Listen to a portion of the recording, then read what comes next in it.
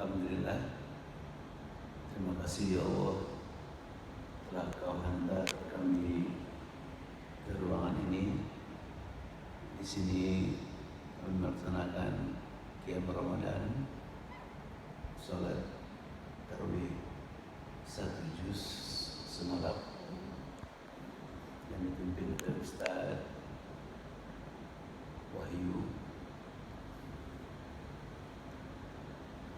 dan ini adalah malam yang kelima, berarti sudah 4 juz, 5 juz kita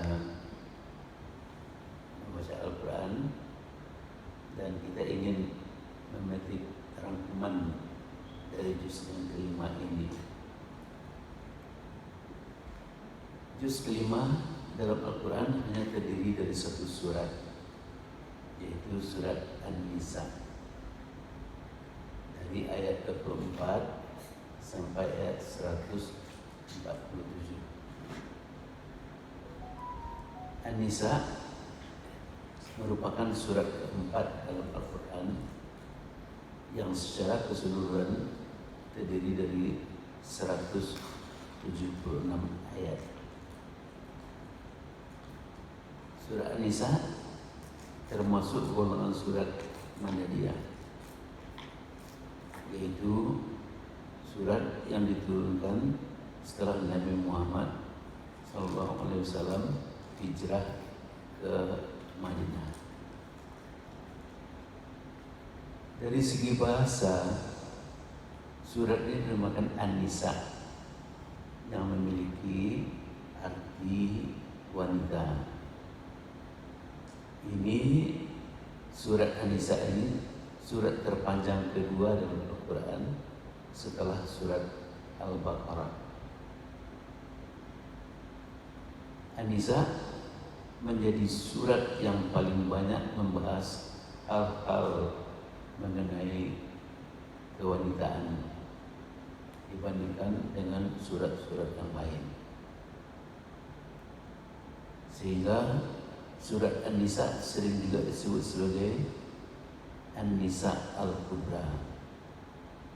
Penamaan ini dimaksudkan untuk membedakannya dengan surat lain yang juga memaparkan soal wanita dalam ayat-ayatnya, seperti surat Talaq yang disebut sebagai An-Nisa As-Sugra.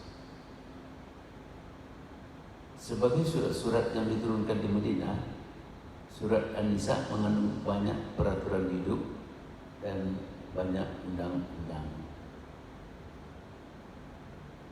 Mengutip perempuan dalam pasungan bias, laki-laki dalam penafsiran oleh Nurjana Ismail.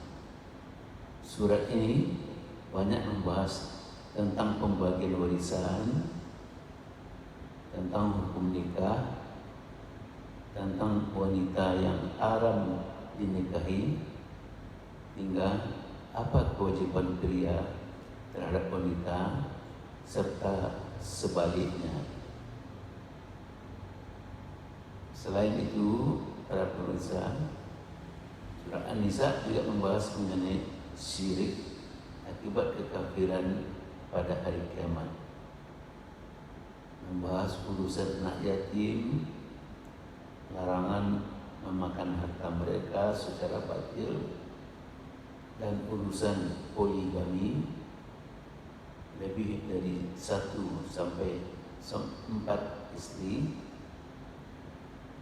Dalam surah An-Nisa juga terkandung arti pentingnya kesucian lahir dan kesucian batin dalam salat. Dalam surah ini juga dibahas hukum membunuh orang Islam, beberapa kisah Muslim pada perang Uhud, hingga masalah hukum masyarakat. Para pemirsa yang berbahagia, juz 5 pada Al-Quran dibuka dengan surat An-Nisa ayat 24 yang membahas tentang siapa saja wanita yang haram dan yang boleh dinikahi kaum pria. Ini ayat tersebut, dan diharamkan juga kamu mengawini wanita yang bersuami kecuali budak-budak yang kamu miliki. Dalam kurung, Allah telah menetapkan hukum itu sebagai suatu ketetapannya atas kamu, dan dihalalkan bagi kamu selain yang demikian, yaitu mencari istri-istri dengan hartamu untuk dikawini, bukan untuk berzina. Maka istri-istri yang telah kamu nikmati atau kamu campuri di antara mereka, berikanlah kepada mereka maharnya dengan sempurna sebagai suatu kewajiban, dan tiadalah mengapa bagi kamu terhadap sesuatu yang kamu telah saling merelakannya sesudah menentukan mahar itu. Sesungguhnya Allah Maha mengetahui, lagi Allah Maha bijaksana. Pemirsa yang berbahagia, sementara itu juz 5 ditutup dengan surat An-Nisa ayat 147. Artinya, Allah tidak akan menyiksamu jika kamu bersyukur dan beriman, dan Allah Maha mensyukuri, Allah Maha mengetahui. Dalam ayat tersebut, Allah memberi jaminan berupa suatu pertanyaan, apakah Allah akan bertindak mengazab kamu jika kamu masih bersyukur dan beriman? Jaminan tersebut maksudnya Allah tidak akan mengazab hambanya jika mereka bersyukur dan beriman, sebab Allah menyambut mereka, Allah menyambut segala amalan yang baik dan mengetahui segala niat yang ikhlas. Nah, sebagai kesimpulan, surat An-Nisa memberi berbagai ajaran dan pedoman bagi umat Islam. Beberapa kesimpulannya antara lain: 1. Pentingnya menjaga keadilan dalam segala aspek kehidupan, termasuk dalam menegakkan hukum dan pembagian warisan. Yang kedua, tuntutan untuk memperjuangkan kebenaran dan menolak kemunafikan serta penyelewengan. Yang ketiga, perlunya menjaga hubungan yang baik dengan keluarga, dengan tetangga, dengan masyarakat, serta berlaku adil terhadap semua orang. 4. Penegasan terhadap pentingnya menjalankan ibadah dengan sungguh-sungguh, menghindarkan penyimpangan dari ajaran agama. 5.